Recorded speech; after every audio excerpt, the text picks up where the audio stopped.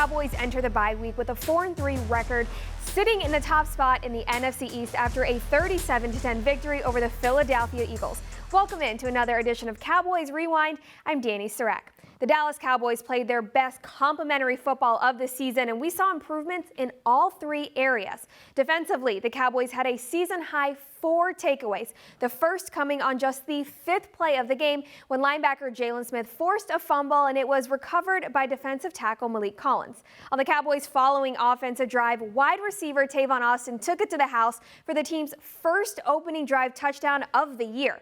On special teams, kicker Brett Maher made a 63-yard field goal, becoming the first player in NFL history to make 3 60-plus-yard field goals. The team says that game was a momentum boost they needed, and it makes them feel pretty good going into the bye week after a win like that. This time allows the players to recover physically and mentally, and each player has their own idea of the best way to do so. I'm gonna stay in town. I'll probably book a tea time to go golfing, and I'm gonna book a day at a spa. I'm gonna get a massage, pedicures, manicures, and facial. This is my bye week, so I'm gonna spend a lot of time with my family. Spend time with my daughter and stuff like that. And have her just hang around me on the cart, stuff like that. I'm actually going home to Detroit and having a baby shower. Yep, for my baby girl, Riley. I mean, it's a stressful season. I mean, especially, you go on long stretches, 7-game stretches, and then, you get that break. You just get away from it and you relax with some family, and then you can recuperate, your body and stuff like that, and you get back and you feel fresh and ready to go. I would love to get back down to Florida, get to those sandy beaches. Oh my gosh, just stretch out, maybe do some snow angels on the beach. I mean, you can't beat that. I live, grew up in paradise, so, I get to go on vacation at home. I leave them alone because I'm on them for everything, every day. And I know the last thing they want is me to give them advice on their off time. Hey, you guys should do this. I've said many times, do yoga, stretch, do hurdle drills, do flush workouts. They've heard that. They hear it every day. So they need to not hear from me for a while. This is a long season, your body gets, tired and sore, and it's important that you're able to drive this engine the whole season. So it's good to have a bye week when it comes right now, week 7 or wherever it is, just to be able to, take care of your body and just refocus and head into the down stretch of the season. This will be my first bye week at UCF. I didn't have any bye weeks because of hurricanes. So this is something to get off my feet, get my mind, go see my mom and them. Definitely be well worth it. But it's great to go into the bye week with that momentum, and everybody loves to win. So everything tastes better with the win. You go out to dinner with the teammates. Everything tastes good. So it's good. You gotta stay locked in. Coach Garrett talked to us about just staying mentally prepared. Even though we get some time off, it's good for our body, but you gotta stay sharp, in the mind. So we just keep going and keep rolling and stay mentally prepared. Football is always, it never leaves you. You can leave it, you can go away, but it's always still in, the back of your head. You still gotta understand that that's your job. Understand that you gotta come in, in shape and ready to go, regardless if we have a bye week or not. Be an athlete. You're always an athlete. Don't do anything silly. Step away a little bit and then come back, because we got 9 hard games coming up where we're going to have to go toe-to-toe. The bye week last year was the turning point of the season. Mark Colombo was promoted from assistant to offensive line coach, and the Cowboys traded a first-round draft pick to the Oakland Raiders for wide receiver Amari Cooper. The team lost their first game after the bye to Tennessee. However, after that, went on a 5-game win streak. The bye week allows the players and coaches to do some self-scouting and reset on what adjustments need to be made moving forward for the second half of the year. It also allows the scouting department to catch up on what's going on around the league and in college. Next, we'll hear from one of the Cowboy scouts on how the department plans to utilize this time off. Cowboys Rewind is brought to you by AT&T. More for your thing, that's our thing. Academy, the official sporting goods retailer of the Dallas Cowboys. And by NFL Game Pass. You'll never miss a game again. Enjoy full access to coaches' film and game replays from Week 1 to the Super Bowl. Subscribe at DallasCowboys.com/Game Pass.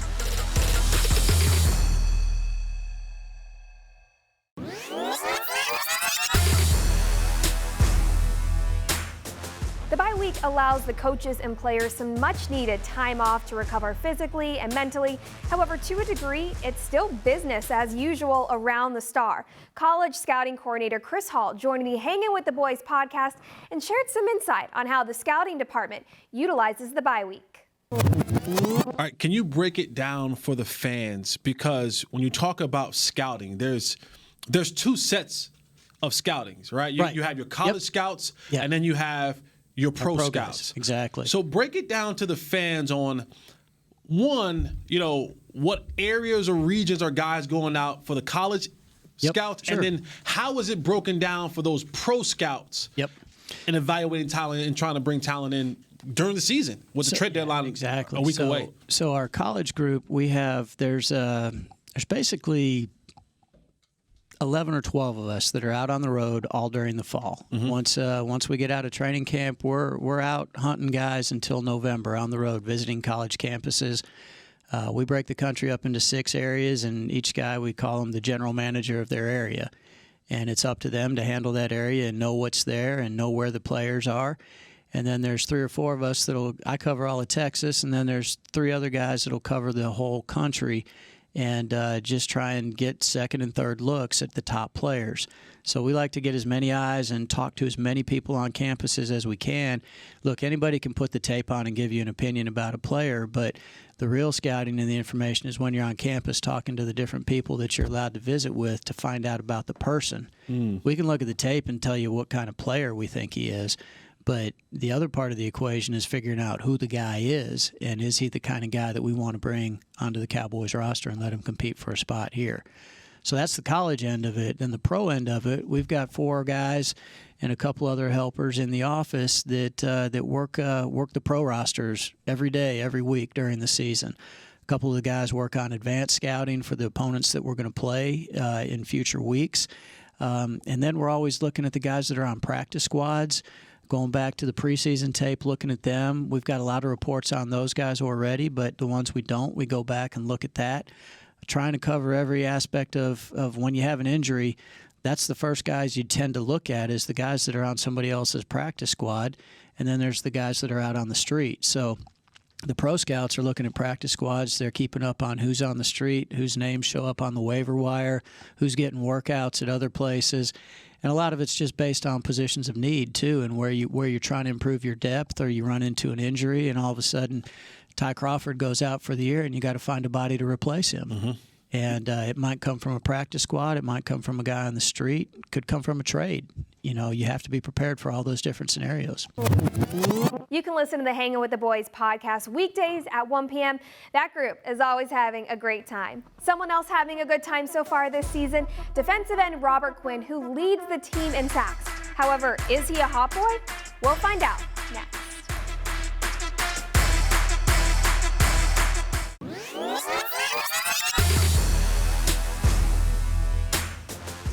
Don't guarantee anything, baby. Hey, big division win. We gotta keep it up, Cowboy Nation. Let's get it. We got that dub. I'm gonna lock in. See you next week. Cowboys, Dallas Cowboys, big win today, first in the division. Let's go. Great win going into the bye week. This is what we're about. This is what we made of. Our team is gonna be defined about what we do next. So let's be great. We're gonna have a clear-eyed view. We'll keep it going. We ain't done. It's just beginning, baby. Welcome back to Cowboys Rewind. The Cowboys snapped their 3-game losing streak, defeating their NFC East rival, the Philadelphia Eagles, where defensive end Robert Quinn had a sack for his 6th of the year leading the team. He's only half a sack behind when he finished 2018 with in Miami.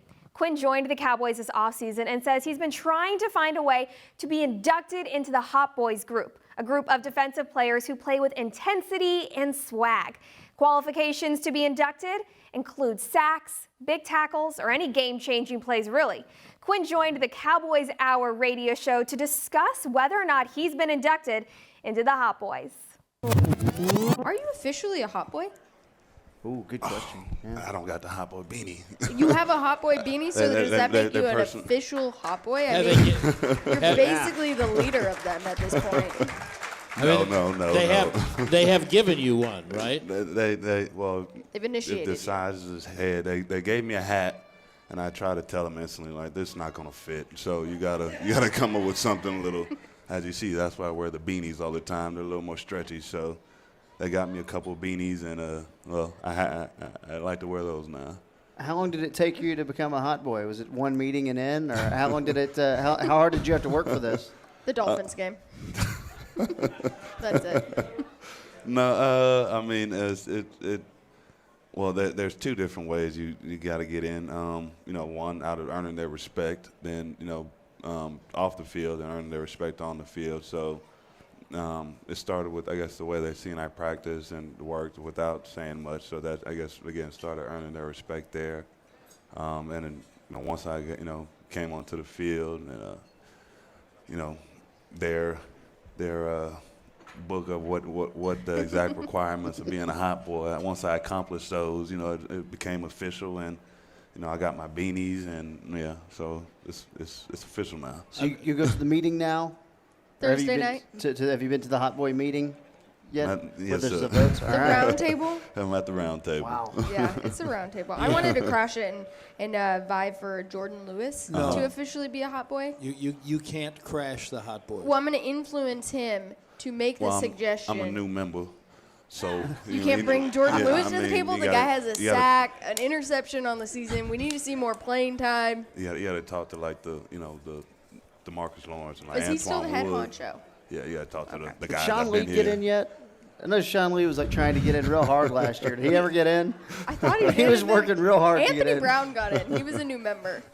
I'm not sure Sean is in. Perhaps I don't think he is either. Can you tell us we'll find out some names who are in? The ones you can remember. I mean, it's not a secret society, is it? Nah, DeMarcus. Yeah. Antoine, right? Malik. There's a few more. Tyrone. Jalen, right? Jalen. Anthony Brown. AB, yeah. I heard there was 13 total. Wow, already 13? Yeah. Oh, man. That seems like a lot. That's good, though. And Robert Quinn. Robert Quinn. That much we know. There is no Cowboys Hour Monday, October 28th. However, it will resume Tuesday, November 5th after the Monday night game against the Giants. Up next, an exclusive look at the Cowboys sideline from their win over the Eagles. You don't want to miss it.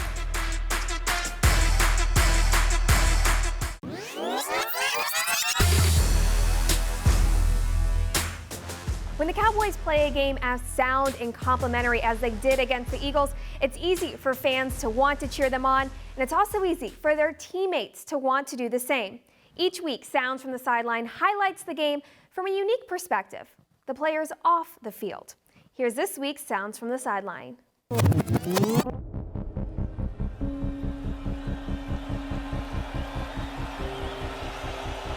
are you, man? Who are you? Who are you? That's what type of game this is.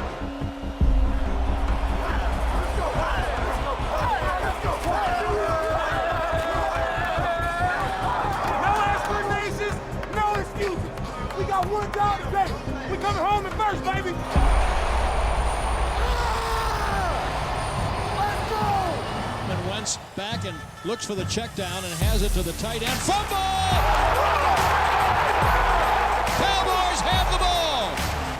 And they will pitch it right to Austin. He's got a first down. 15, cuts it to 10, running to the 5, to the pylon. Touchdown, Tavon Austin.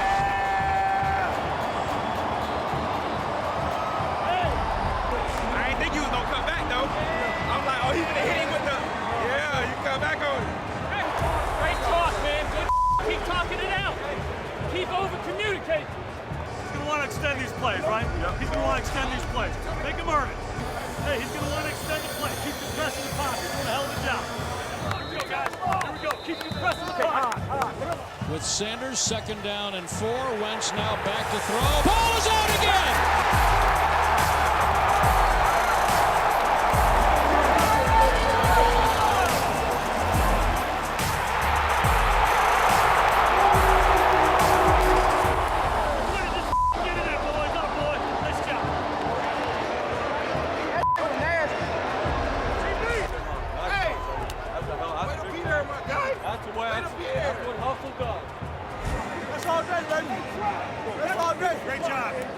That's beautiful. All day.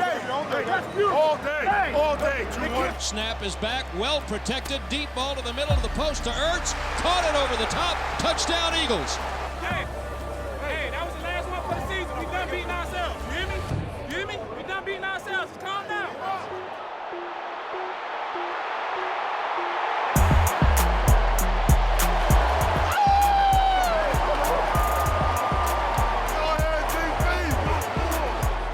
Play fake, boot to the right. Oh, he's open. And it's an easy lob to Jarwin in the end zone.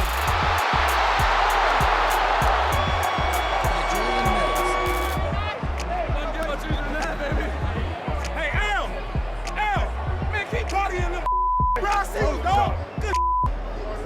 Lane Ertz back, sets and looks and stands forever, and over the middle of the field is intercepted.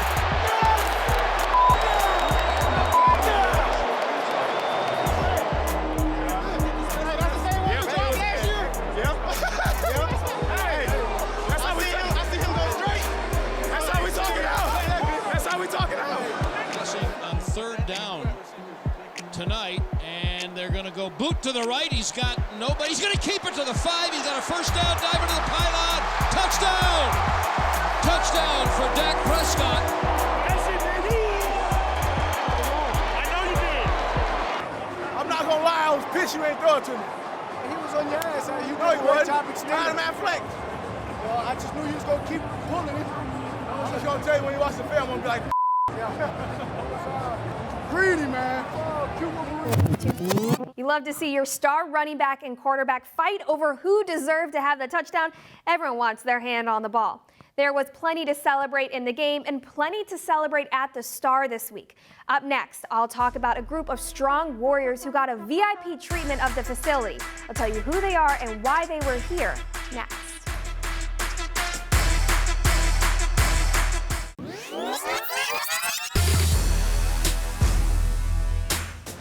The Dallas Cowboys make it a priority to give back and celebrate those in the community, which is exactly what they did with the Starr Survivors, a group of women who courageously battled breast cancer and now make it their mission to pay it forward. Their survivors had a jam-packed day filled with exciting events. Here's how they were celebrated at the Starr. Started out here at Susan D. Komen. There were rows of people just cheering us on. They took us to the Starr. We were treated like royalty. We got a grand tour. Coach Jason Garrett came up to us. How you guys doing? I'm Jason. I know, Jason. You gotta meet Dak Prescott. You guys know Dak? For sure, definitely one of the best days of my life. My favorite part of today was doing the huddle with the Cowboys. 2, 3, Cowboys! This was a dream that I had when I was a little girl, and never in my life did I ever think I would be here to meet all my players. How about those Cowboys? This is amazing. Thank you, DraftKings. Thank you, DraftKings, for the shopping spree that you gave us. Hey, thanks, Pop Socket. Thank you, Pop Socket. Thank you.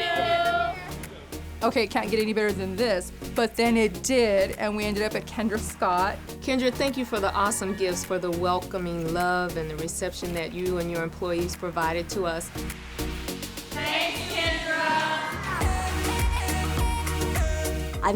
I feel so honored and so blessed and very grateful that I was chosen as one of the 5. And it was heartwarming, you know, to have people show you love the way we saw it today. I want to do what I can to help others through whatever they go through to become a survivor as well. Sports is an escape, and when you're sick, it doesn't really matter if they win or lose. It's the fact that that is a therapy. So I'm breathing, living, and I'm continuing to run this race for cancer. It's such a good reminder that sports can be so powerful to those who need it most. There is no Cowboys game this weekend. However, they will play again Monday, November 4th against their division rival, the New York Giants, whom they beat 35-17 in Week 1. Just because there is no football game doesn't mean there isn't Cowboys news. You can stay up to date on everything you need to know on DallasCowboys.com. That'll do it for Cowboys Rewind. Thanks so much for watching. I'll see you next time. Cowboys Rewind was brought to you by AT&T. More for your thing, that's our thing. SWBC Mortgage, financial solutions to help you meet your personal and business goals. Visit swbc.com. And by the Dallas Cowboys Football Club. Want to tour AT&T Stadium? For more information, call 817-892-TOUR or visit dallascowboys.com/tours.